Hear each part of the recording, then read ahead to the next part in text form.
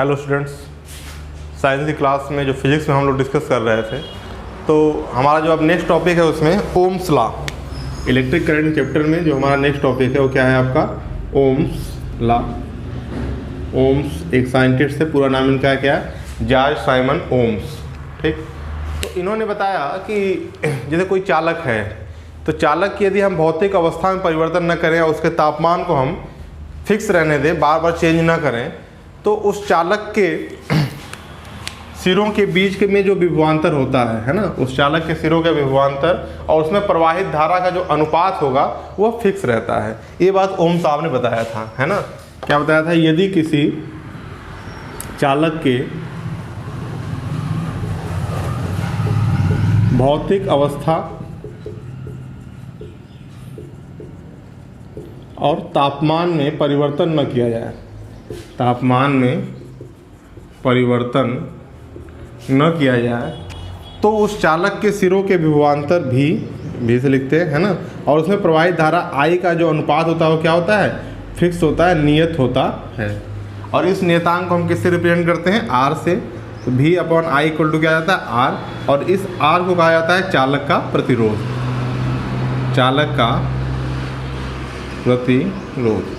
देखिए चालक का प्रतिरोध होता क्या है, जैसे मान लीजिए कोई आपका कंडक्टर है, तो हमने उस दिन आपको बताया था कंडक्टर में क्या होंगे, फ्री इलेक्ट्रॉन होंगे, मुक्त इलेक्ट्रॉन होते हैं, जो क्या करते हैं, चार्ज को एक प्लेस से लेकर दूसरे प्लेस तक मूव कराते हैं। जब यह एक इलेक्ट्रॉन आगे बढ़ता है, चूँकि कोई भी जो तत्व होता है आपका, जो कोई भी आपका द्रव्य होगा, कोई पदार्थ होगा, चूँकि यह भी क्या एक चालक है, तो यह भी क्या एक आपका द्रव्य है, मैटर है, पदार्थ है, तो यह भी किससे मिलकर बना होगा, परमाणुओं से मिलकर बना होगा। तो यह इलेक्ट्रॉन जब यहाँ से इधर गति करता है तो ये क्या करता है, टक्कर करता है, एक दूसरे से टकराता है तो उसके बीच में क्या होता है, बैरियर बनते हैं, यानी कि अवरोध उत्पन्न होता है, और उसी अवरोध को हम क्या कहते हैं, प्रतिरोध कहते हैं, चालक का प्रतिरोध कहते हैं। मतलब चालक का चालक होने के वजह से यह उसका जो है क्या है, गुण होता है कि उसमें कुछ न कुछ प्रतिरोध होगा ही होगा।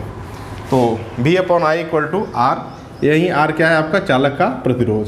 ठीक, तो इसको आप नोट कर लेंगे ओम्स लॉ को, है ना। अब देखिए इसका मात्रक है ना, चालक का प्रतिरोध यानी R इक्वल टू क्या हो गया आपका, V/I।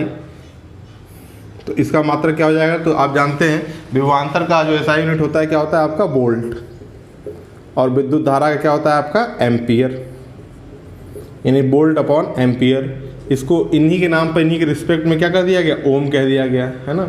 और इसको ग्रीक लेटर इस तरीके से रिप्रेजेंट करते हैं, यानी जो प्रतिरोध का मात्रक है वो क्या है, ओम है ना। ठीक, प्रतिरोध का मात्रक क्या होता है, ओम होता है। अब बात कर लेते हैं प्रतिरोध के बीमा का, यानी कि बीमी सूत्र का, प्रतिरोध का बीमीय सूत्र। ठीक, तो बीमी सूत्र निकालने के लिए आपको क्या है, पहले विभवांतर बराबर क्या होता है, तो विभवांतर का बीमी सूत्र पता होना चाहिए, और विद्युत धारा का तो ये होता ही है। विभवांतर का बीमी सूत्र हमने आपको निकलवाया था, क्या होता है, W/Q, यानी कार्य बटा आवेश, और कार्य बराबर क्या होता है, बल गुणित विस्थापन, फोर्स इंटू डिस्प्लेसमेंट। फोर्स क्या होता है, मास इंटू एक्सेलरेशन, है ना, और एक्सेलरेशन क्या होता है, वेलोसिटी अपॉन टाइम। वेलोसिटी क्या होता है, डिस्टेंस अपॉन टाइम। तो वैसी सारी चीज़ों का फाइंड आउट करते करते क्या करेंगे,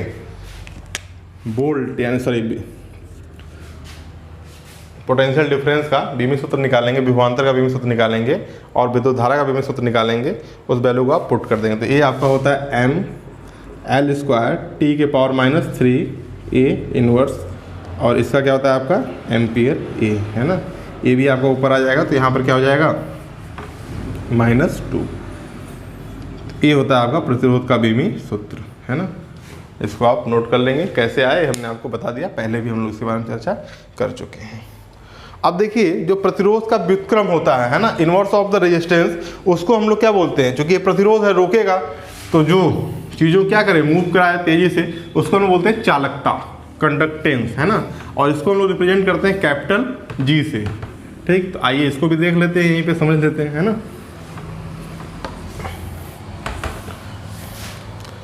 लिख लेंगे एक लाइन, प्रतिरोध का व्युत्क्रम इनवर्स ऑफ द रेजिस्टेंस, प्रतिरोध का व्युत्क्रम क्या कहलाता है, चालकता, यानी कि कंडक्टेंस, है ना। और कंडक्टेंस को किससे रिप्रेजेंट करते हैं, कैपिटल G से। तो कैपिटल G इक्वल टू क्या हो जाएगा, 1/R। इसकी यूनिट क्या हो जाएगी, ओम इनवर्स, मात्रा क्या हो जाएगा इसका, ओम इनवर्स। तो ये हो गया प्रतिरोध का व्युत्क्रम या चालकता। इसके बारे में कई बार पूछा जाता है ना, कंडक्टिविटी को डिफाइन करिए, ठीक है। ये आपका क्या होता है, जी, जो प्रतिरोध क्या होता है, उल्टा होता है। अब जॉर्ज साइमन ओम साहब ने प्रतिरोध की गणना भी की है ना। प्रतिरोध को आप कैसे फाइंड आउट करेंगे, तो सबसे पहले आपको ये देखना होगा प्रतिरोध किन किन चीज़ों पर निर्भर करता है। तो हमारा जो नेक्स्ट टॉपिक होगा, फैक्टर अफेक्टिंग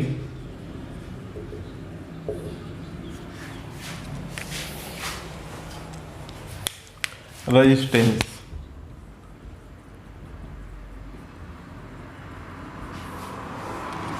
प्रतिरोध को प्रभावित करने वाले कारक। कौन कौन से ऐसे है ना कारक हैं, फैक्टर हैं जो इस प्रतिरोध को क्या करते हैं, प्रभावित करते हैं। तो यदि हम नंबर 1 की बात करें तो आप देखिए, जैसे जैसे आप किसी चालक की लंबाई को बढ़ाते हैं, है ना, आप 1 मीटर तार पहले आपने लिया तो उसका प्रतिरोध कुछ अगर है, तो यदि उसी मैटर के सेम द्रव्य का, है ना, आप 2 मीटर लंबा तार लेंगे तो उसका जो रेजिस्टेंस होगा क्या होगा, बढ़ता चला जाएगा। क्योंकि हमने पहले ही आपको एक्सप्लेन किया, जब इलेक्ट्रॉन एक प्लेस से दूसरे प्लेस से मूव करता है तो वह क्या करता है, बीच में बहुत सारे एटम से टकराता है ना, कोलैप्स करता है, जिसकी वजह से उसमें क्या होता है, रुकावट आती है। तो जितना लंबा तार होगा उतना ज़्यादा एटम होंगे, उतने ज़्यादा उसको टकराएगा, तो उसी हिसाब से प्रतिरोध क्या होगा, बढ़ता चला जाएगा। यानी पहला आपका हो जाएगा चालक की लंबाई के अनुक्रमानुपाती जो प्रतिरोध होता है। और ये सारे एक्सपेरिमेंट किसने किया था, जॉर्ज साइमन ओम साहब, है ना, जिनको आप शॉर्ट में ओम्स के नाम से जानते हैं, है ना।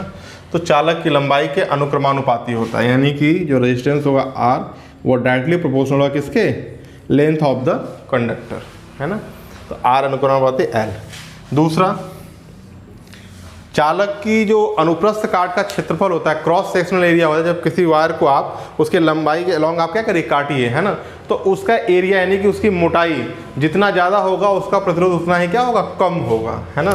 तो दूसरा पॉइंट आप लिख लेंगे, चालक की अनुप्रस्थ काट के क्षेत्रफल के व्युत्क्रमानुपाती, है ना, इन्वर्सली प्रोपोर्शनल होता है, यानी R inversely proportional to cross sectional area. ठीक, ये हो गया आपका दूसरा। तीसरा पॉइंट आता है तार का पदार्थ, है ना, तार का पदार्थ। तो तार के पदार्थ की हम बात करें, मतलब चालक का प्रतिरोध इस पर भी निर्भर करता है, और वह एक मैटर के लिए क्या होता है, फिक्स होता है। जैसे ब्रास का अगर कोई रेजिस्टेंस है, ब्रास को हिंदी में कहेंगे पीतल, है ना, पीतल का अगर कोई एलिमेंट मतलब अपना प्रतिरोध है तो सेम रहेगा। ऐसा नहीं कि अगर आप पीतल यूज कर रहे हैं तो कोई और रेजिस्टेंस, हम कर रहे हैं कोई और है ना। कॉपर का जो रेजिस्टेंस हो हमेशा रहेगा, तो कॉपर वायर आप कहीं भी लीजिए, उसका जो भी प्रतिरोध होगा क्या होगा, फिक्स होगा, लेकिन वह उस मटेरियल पे डिपेंड करता है। तो तार का पदार्थ, है ना, या आप लिख लेंगे तीसरा पॉइंट सिर्फ इस तरीके से कि चालक का प्रतिरोध उसके पदार्थ पर निर्भर करता है ना। ठीक, अब देखिए इन दोनों को हम मिलाएं तो यहाँ से आपका हो जाएगा R proportional to L upon A। जब इस प्रोपोर्शनलिटी साइन को हम हटाते हैं तो यहाँ से आपको क्या मिलता है, R equal to rho L upon A। ठीक, और इस R को हम क्या बोलते हैं, यह जो है किसी भी जो मतलब कोई भी जो चालक होगा उसका जो है क्या होता है, विशिष्ट प्रतिरोध होता है ना, स्पेसिफिक रेजिस्टिविटी इसको बोलते हैं। तो यहाँ आप लिख लेंगे पदार्थ का विशिष्ट प्रतिरोध, जो क्या होता है, फिक्स्ड होता है, एक कांस्टेंट होता है ना। ये जितना भी होगा, जैसे भी हमने आपको एक्सप्लेन किया ना, कॉपर जितना होगा तो उतना सभी कॉपर का होगा, ब्रास का जो होगा सभी का होगा, नाइक्रोम वायर है तो जो नाइक्रोम का रेजिस्टेंस होगा स्पेसिफिक होगा। ठीक है, हाँ, अब वो ये है कि भाई 1 मीटर नाइक्रोम आप लेते हैं कि 10 मीटर लेते हैं, क्योंकि लेंथ पर भी डिपेंड कर रहा है, तो रेजिस्टेंस के अकॉर्डिंग बढ़ता जाएगा। एरिया पे भी कितना मोटा नाइक्रोम वायर आप लेते हैं उसके अकॉर्डिंग भी रेजिस्टेंस आपका डिसाइड होगा, है ना। तो इन बातों पर निर्भर करेगा। तो यहाँ से आपको आ गया R equal to rho L upon A। तो इसको हम लोग बोलते हैं पदार्थ का विशिष्ट प्रतिरोध या प्रतिरोधकता भी एक शब्द आता है, प्रतिरोधकता, वो भी यही है ना, रो है, ठीक। ये सब ग्रीक लेटर है, तो इसको इतने को आप क्या करिए नोट कर लीजिए, है ना, फिर चीज़ों को हम आगे बढ़ाते हैं। तो देखिए प्रतिरोध और विशिष्ट प्रतिरोध में रिलेशन होता है। तो विशिष्ट प्रतिरोध इक्वल टू क्या हो जाएगा, यहाँ देखिए R यहाँ आ जाएगा, ये ऊपर और ये L नीचे, है ना। तो RA अपॉन L, ठीक।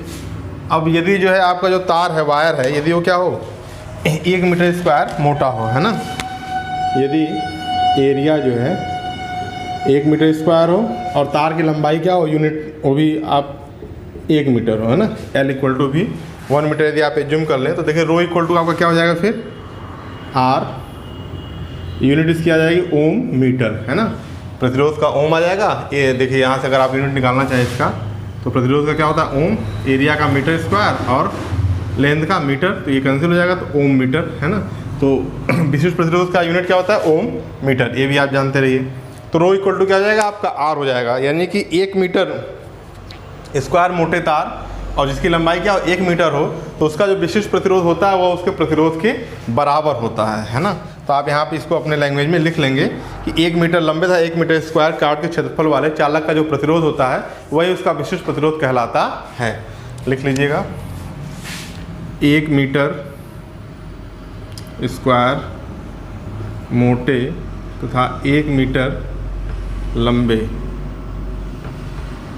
1 मीटर लंबे तार का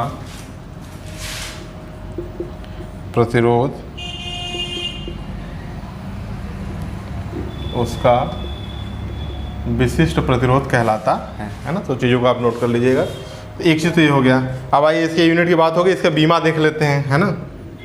रो की बीमा क्या हो जाएगी, तो रो की बीमा क्या हो जाएगी आप देखिए यहाँ से, तो रो इक्वल टू क्या RA अपॉन L। तो सबसे पहले प्रतिरोध की बीमा जो हम पहले फाइंड आउट किए थे क्या था आपका ML स्क्वायर T⁻³ A⁻², ये आपका आया था प्रतिरोध की बीमा।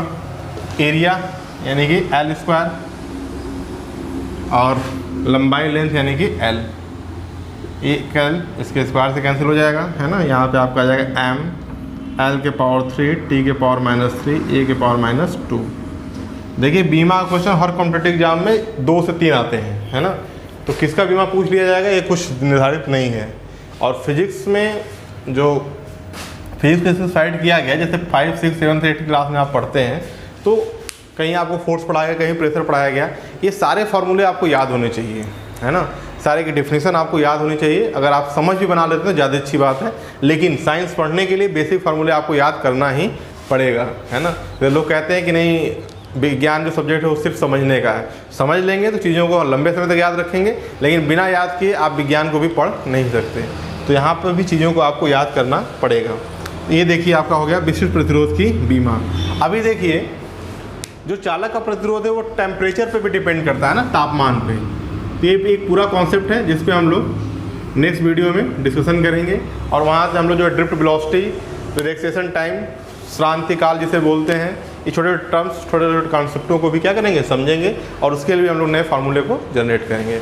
रेगुलर पढ़ाई करते रहिए। धन्यवाद।